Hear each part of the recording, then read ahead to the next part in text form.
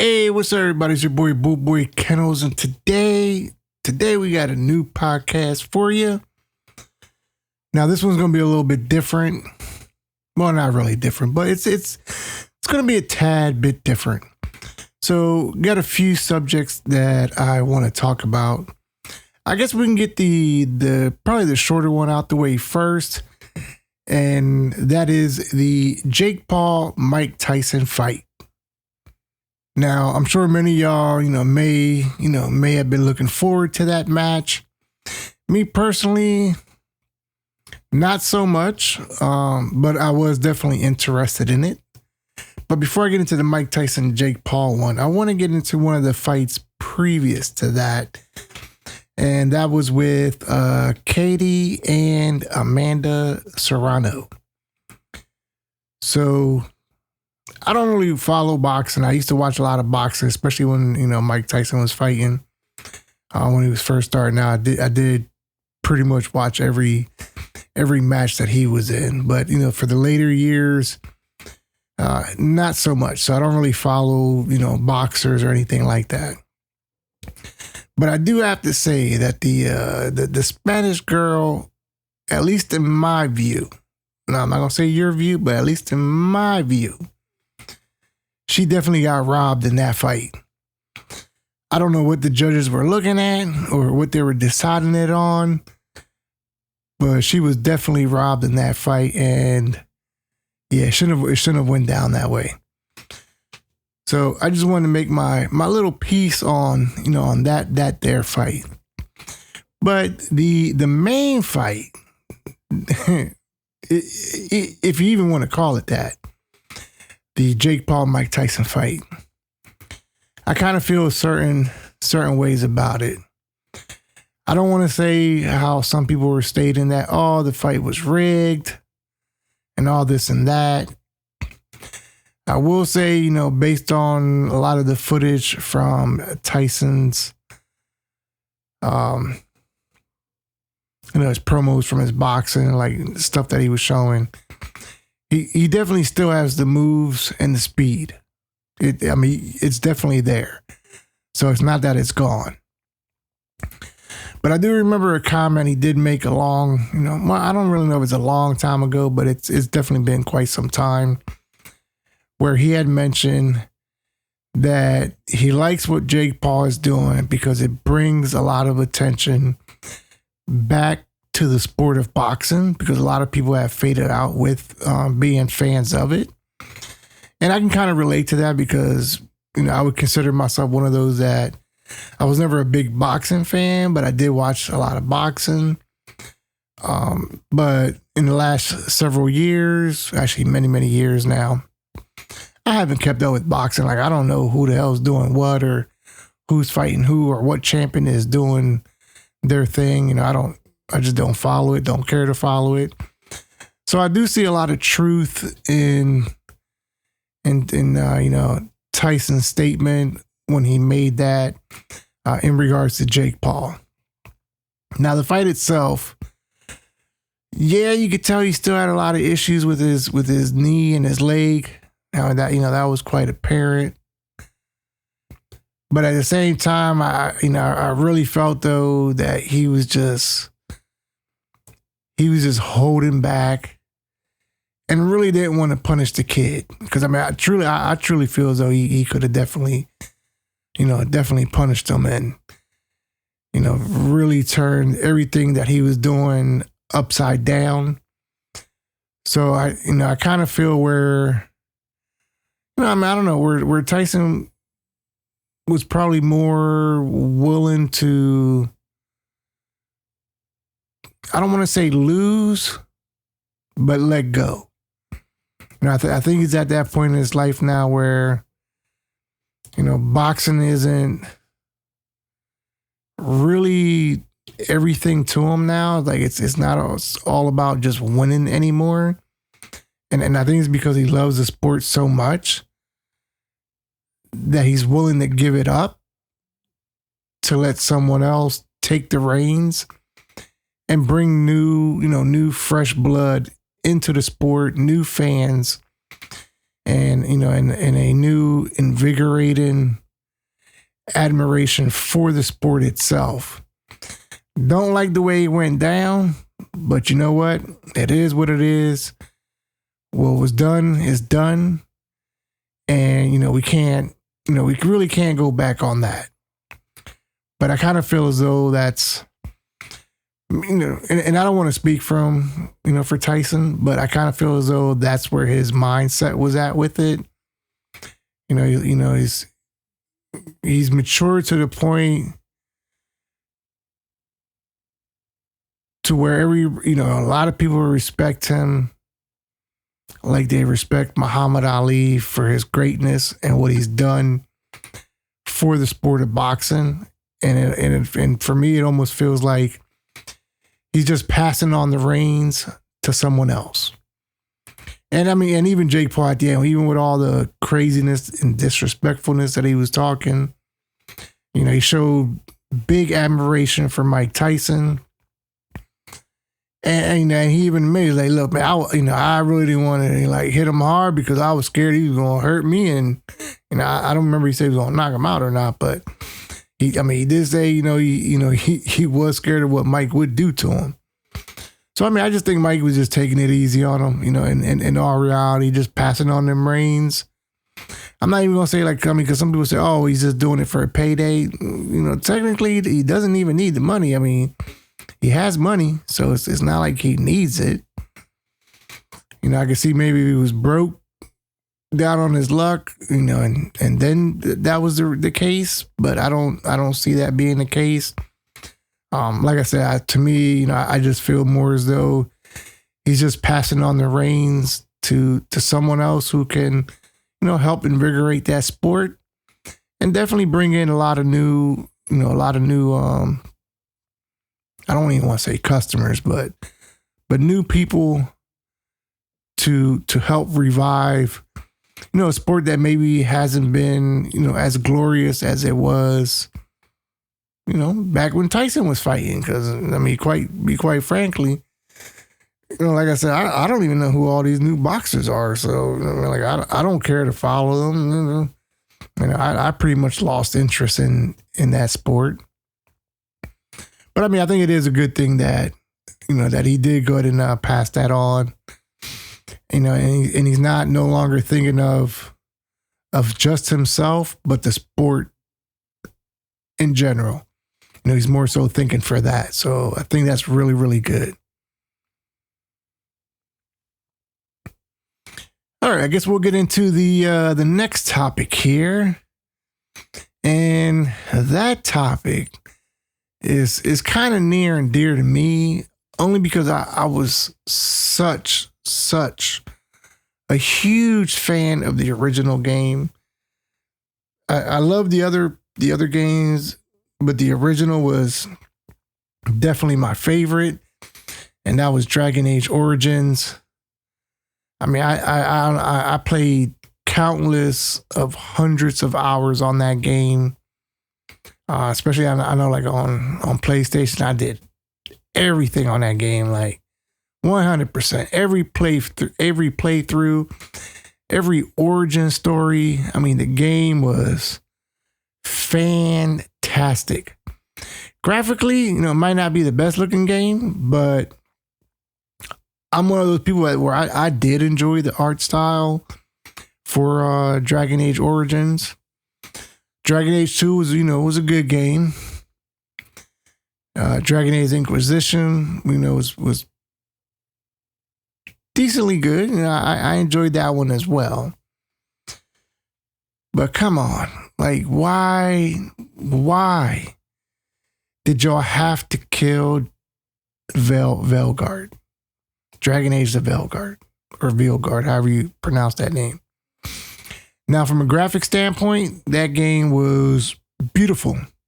Now, I myself played it on PC, so I'll give you at least my input in regards to the game. I didn't have no glitches, no crashes.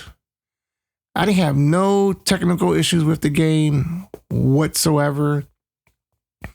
I did about 100 hours, full completion. So aside from all the crazy wokeness that they kept just trying to shove down your throat, if you take that aspect out of the game and just play the game for what the game is, it was a good game. Like, I really enjoyed that game. Do I enjoy it as much as Origins? Hell no. Not even close. But as far as the game itself, the game was extremely, extremely good. And I definitely enjoyed it. Like I said, graphically, it's probably the best. Well, it is the best Dragon Age game. Storyline, I mean, that could have had some better tweaking, some better rewriting. I'm not really sure why they went in the directions that they did go with that game, but it's one of those things that, it just is what it is. I mean, while I may be upset with all the foo-foo-ness that they were pushing in the game, at the same time, I'm not against it because it's kind of the generation that we're in with folks, where certain folks lead us, a certain way, have certain life choices, and I'm sure they want to, cater to, to other people, rather than just the hardcore or the passionate gamers or folks that, really enjoyed the original game. So I don't feel like, the Dragon Age: The Veilguard was for its core audience. It definitely was not. I mean, that was quite evident with all these and really the best way I can put it, all the wokeness that they were pushing with the transgender stuff. And I mean, I guess I'll just say, I fall in the camp where, science is science and there's only two genders. So you are what you're born as, but, as some people want to say, well, I don't feel like I'm this, I feel like I'm that. Hey, that's fine. You can feel whatever you feel that you are. I'm just not going to play that game with you. If you want to call yourself princess or prince, hey, go right ahead and knock yourself out. But don't expect me to play that game with you. I'm just not going to do it. It has nothing to do with any craziness. It just has to do with pure science, and that's it. I'm just going based off of that. And I really don't care what people's feelings are going to be, as far as what they want to believe what they are. So, I mean, that's fine. Maybe hell, if you want to think you're a frog and you want to be called Kermit, hey, go right ahead. Call yourself Kermit. I'm just not going to, play that game. But I think that's what really rubbed, a lot of people the wrong way is, they were just pushing it so much into that game, especially the choices. And when I say choices, I mean like the game choices. When you were doing interactions with other characters and you're picking your responses in regards to, what was being spoken about, talked about, carried on. It just felt, really sanitized. It wasn't like the old Dragon Age game, or the Dragon Age Origin games, or any of the other previous Dragon Age games where, if you just wanted to put your foot down, you could do that. Or, if you wanted to throw somebody out of your party, for whatever the reason, doesn't matter what the reason was, but if you wanted to, you could have. And in this game, they just made it, I don't know, so damn sanitized and woke. I mean, that's really what hurt the game. And I know a lot of people that were, that are big fans of Dragon Age, and they were definitely looking forward to it as well. I know I was. For as many years as we went without a Dragon Age game, man, I was happy to see one. So, I just dealt with the wokeness shit in there. I just put all that to the side. I just enjoyed the game for what the game was, not for what it was trying to push. And that's something that, a lot of these, publishers or game companies, they need to keep in mind, I mean, video games are, they're just that. They're just video games. I mean, they're nothing more than, playing out some, fantasy world, having a good time, some laughs, some sadness, you're just enjoying the game. We don't need to put, life shit into the game. Just let the game be the game. Whether it's a dark game, which is how Dragon Age Origin was, it was really dark, in a lot of moments. And that's what made the game really fun. So I don't know, I guess if they just, quit with all the bullshit, the games, will speak for themselves. We don't need to add agendas or pushing shit that just doesn't need to be in a video game. So, I mean, it's like movies, I want to watch a movie for the movie. I don't want to see agendas or politics or bullshit being pushed in there. It's just a movie. It's fantasy. But then again, I mean, I do watch a lot of horror movies, so it's not too many agendas in that shit, but, it is what it is sometimes. But, that's something that, these publishers really, really need to think about. Because the people that are, paying for these games is really not the niche group that they're helping or promoting or whatever it is the hell they're thinking about. I mean, hell, it's not even for the core audience of the games because, every game has its own little hardcore core audience. And so, they try to market the game where it's general, where they get a lot of people into the game, and that's usually how most developers are making their games. It's for a wider audience. But when you start doing shit to where you're making it extremely, extremely niche, well, then you better expect low numbers on sales, or in the case of the new Dragon Age game, a lot of loss. A lot of people returning their games, getting refunds, because they just weren't with the message being pushed. Like, do we know what's going on in the world? I'm pretty sure most people do. And they can understand people's concerns. I surely do. But I don't need the shit in the fucking video game. Like, keep it out the game. Like, it doesn't need to be in there. Just let the game be the game. So I think that was probably their biggest misstep with that. I mean, they could have, if they would just did things, I'm not gonna say better, but if they would have did things in a different manner and kept the focus of the story, the character progress, the progression, based or at least surrounding the previous games, I think BioWare would have had a big hit, especially with Dragon Age, because that is a game that a lot of people, well, franchise that a lot of people love, including myself. But like I said, I just put all their messaging stuff to the side and just enjoy the game, for what the game is. That's it. I did enjoy the game. I mean, I did have fun with it. I just didn't pay much attention to the bullshit that they were trying to ramrod down my throat. Like, I could care less. Hey, somebody, they don't like what you said. They felt bad. Oh, you need to do 10 push-ups. What the hell? I mean, coming from a time where, as people like to say, Gen X, we didn't care about people's feelings. Like, tough luck, get some harder skin, deal with life, because life ain't about getting shit your way all the time. I mean, it's going to be the ups, the downs. Sometimes you're going to get your way, other times you're not. And don't get me wrong, I'm not trying to preach to nobody. You live your life the way you want to live it and how you want to live it.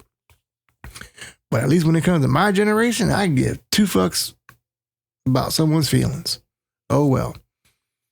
And I don't have to like or, dislike what someone says, to me or about me. Hell, whatever you think, hey, that's your choice. I don't I don't care about it. It ain't changing my life no way. So, I just look at it like that. But anyways, let me go ahead and get off that little rant there about my beloved Dragon Age franchise, because they killed my soul with that one.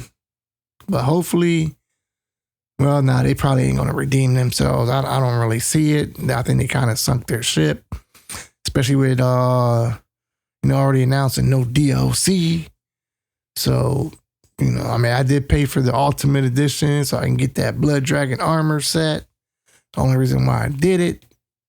If not, I would just got the regular version and been good with it. But at least I did get my time out the game for my money's worth. So I'm at least okay with that part. All right, so I guess my last topic here, and I guess we can almost go full circle because we went through the boxing issue. We went through the gaming debacle issue. And I guess we'll just give it a round robin with the whole politics, as they say, the politics, because people be politicking. So here's one thing I found. So most of my friends are from a particular background. And I guess when I say what I'm going to say, you're going to understand which background a majority of my friends are from. So, I asked a few of them, just to ask, out of curiosity, because, and it wasn't because I brought it up, they just happened to bring it up to me. So I say, okay, well, why are you, voting for this particular person? What have they done that you like from, any policy standpoint or just whatever they have done? And two main things always kept coming up with their answers. She's the first female and she's black. Okay. Was there anything else that you liked about the candidate? Oh no, man, just that. She's first female, she's black. I said, so that's your whole reasoning for picking someone. He's like, yeah. Okay. Well, see, my friends are my friends, so I'm not gonna fault them or get on them about whatever choices they make. But I do, I do bring up that letting that be your only reason for picking a candidate is really not a good way of going about things. I didn't, defame or ridicule, what their choices were. But they're always real quick to be like, oh, well, you only voting for this dude because, he's a white racist, or because you're into the pew pew life. Okay, well, you did say one thing that was true in that comment. I am into the pew pew life. You damn right. Because without the Second Amendment, you lose all your amendments. And I don't care where you're from, what country you're from. Every place that ever had lost their Second Amendment rights or rights similar to what we have as Second Amendment rights, most of all those places have become, having a dictator. And people being overruled, overrun, being told what to do, what they can say, what they can't say, how to live. Now, granted, we do go through some of that weird shit here. But in the end, it's all about the people. And the people are always going to overcome when they all band together and are tired of the bullshit. Where in other countries, yeah, that ain't gonna happen for you. So yeah, you damn right. When it comes to the Second Amendment, I am all for that. Any candidate that is against that, I am against them. Period. As some people would say, I am a how do they refer to it? I'm a, well, whatever. I can't even think of the way they name it, but they only vote, for one way based on one thing. So that's me. So I'm definitely gonna vote that way every time. But I always do, I do try to see, both sides, of whatever candidate it is, I'll hear them out, I'll take into consideration, what it is they do, what it is they offer, what have they done. And I don't mean by what have they done for me lately, but what have they done? And, I'm sorry, I can't vote the ways some of my friends have voted, Now, on the flip side, I do have a lot of other friends that also, went the opposite way and, and voted for the other candidate. And, and their reasons were different than mine. Because, some of them, well, half are in the 2A community. The other half are not. So they don't, they don't care about that. But, they do care about the money in their pocket, how much they're paying in taxes, how well employment is, how much easier, it was to, purchase homes. Where right now, shit, like, a lot of this young generation, they can't do that. It's just not financially feasible for them to do so.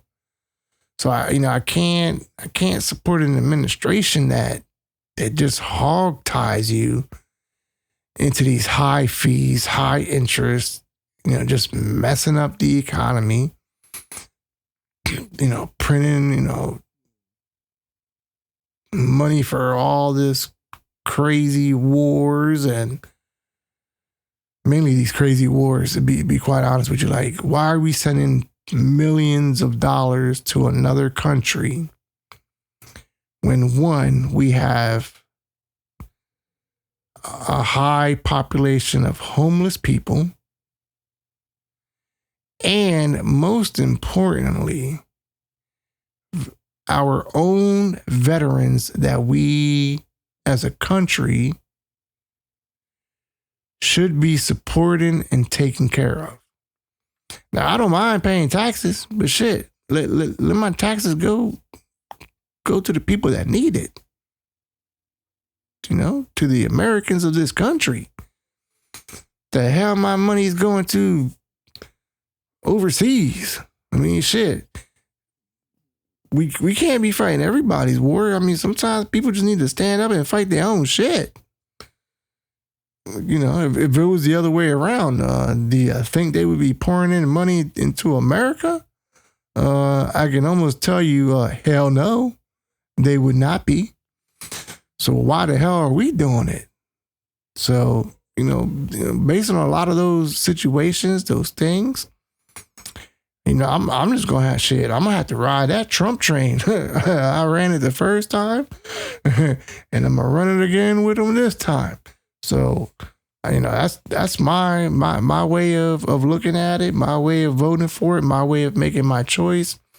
I'm not saying that my choice is the right choice, is the best choice, or that it is your choice, but I am saying that it is my choice. Now, there are certain things, that I don't agree with, policy wise that he does, but I also have to look at it from a standpoint of standing back and looking at everything holistically and weighing the bad and good. Is there enough good to offset the bad? Or can I just go a different direction and be like, there's a lot of bad here, but there isn't very much good. Yeah, I can't do that one. But I think, as far as with the election day, I think that people have spoken. They're tired of being puppeteered to, being downplayed, being talked to like they're stupid. Hell, I don't have an accent. When I speak, I just sound like what I sound like. I'm not gonna be, one camp talking to you like I'm from the hood, and then be in another camp talking to you like my ass is proper, or in another camp talking to you like I'm from fucking India. I'm just not gonna do that. I'm just gonna talk to you the way I talk, and that's it. If you like it, cool, and if you don't, well, shit, you don't got to float your boat. But I think when politicians do that, they're just downplaying to their people that they want to vote for them, and they just go about it wrong. And plus, why would you go on a talk show where a bunch of females all they talk about is how to get banged and get hit from the backside? Like, you're gonna go on a show about ho-hos? Like, really? Like, that's your plan? Were you hoping to get the young folk and think that they're all thinking about sex 24/7? Because I don't think that really helped out your case. But that's what they did. That's what they did. They get all these celebrities on the stage, get people twerking their ass on the stage, and thinking, the young folk are all gonna be like, yeah, we're dumb enough. We're gonna go ahead and vote for you, girl. Hell no.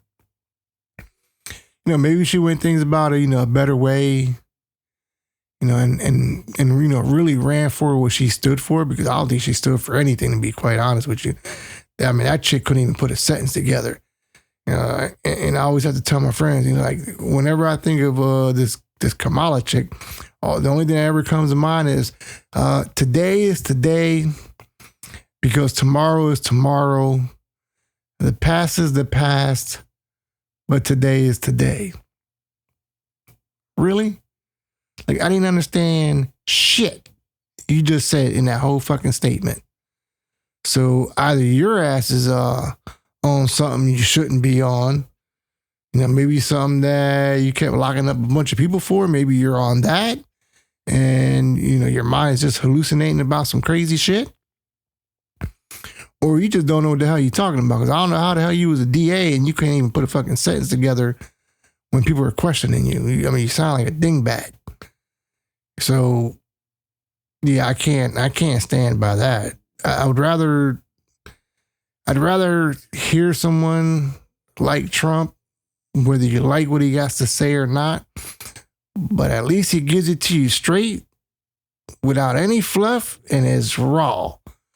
And I think that definitely resonated with a lot of people, that did vote for him. But yeah, other than that, I think that's pretty much all I have to conclude today's podcast with. Hopefully one day, I can get my buddy Birdie to get back on.